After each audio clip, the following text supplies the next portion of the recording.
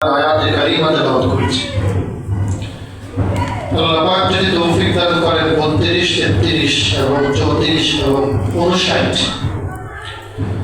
এই চারটি আয়াতকে সামনে রেখে আপনাদের খেদমতে দু-চারটি কথা আলোচনা করার চেষ্টা করবো। আল্লাহ পাক আমাদেরকে তৌফিক দান করে বলেন আমিন। আমরা গত 2 জুমার আগে আলোচনা করেছি, আপনাদের মনে আছে কি আমি জানি না। সূরা আহজাবের 32 নম্বর আয়াতে আল্লাহ পাক মুসলিম মা বোনদেরকে একটা আদেশ করেছে।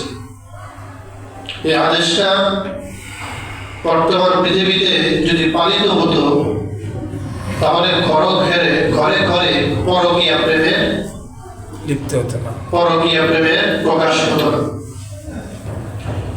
ঘরে ঘরে পাড়ায় পাড়ায় মহল্লায় পরকীয়া মানে বিবাহ পরবর্তী অবৈধ সম্পর্ক, সেটা মৌখিক হোক ফিজিক্যালি হোক, যেটাই হোক মৌখিক সম্পর্কের পর থেকে ফিজিক্যালি চলে যায়।